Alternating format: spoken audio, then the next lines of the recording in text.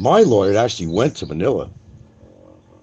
Of course, he went there to investigate the situation, the resolution, and this and that. But what I didn't tell you in part of his conversation is that the Board of Immigration is very aware of all the bogus reports that have been coming in from a lot of people using ridiculous names that wasn't their own. They discarded all those complaints that came in from Don C, from Popeye, Al, Dead Al, meaning my brother who's dead. They came up with all these funky names. They were aware of this. They're aware of any other possible reports that could be given to immigration. And unless you totally identify yourself and validate who you are and give a valid complaint, they don't even look at it.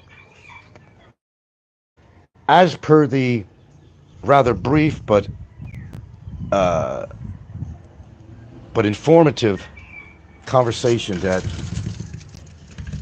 my lawyer had when he went to Manila, this is exactly what they said. Not exactly, but they said, yes, we are aware of the situation that's going on in YouTube. They basically said, how could we not? Because it's been 3 years of people sending in complaints, not to mention my own.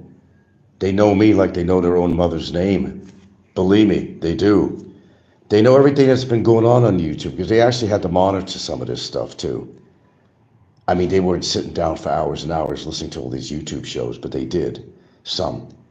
They know the background and they know the volatile atmosphere that's going on YouTube.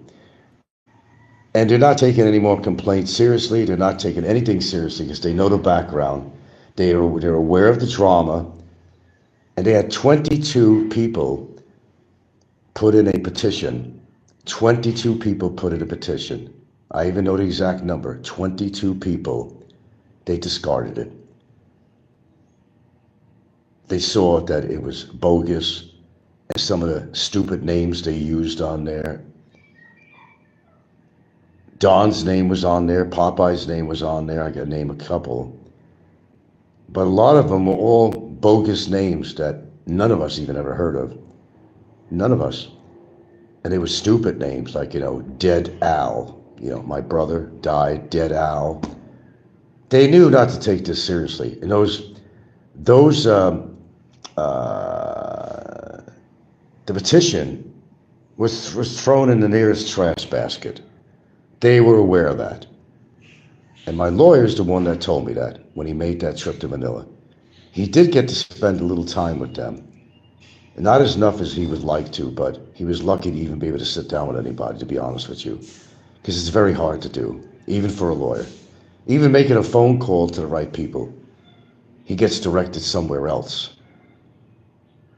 Or doesn't get a return phone call. That's the way it is. I think you people know how that works. You've heard it before.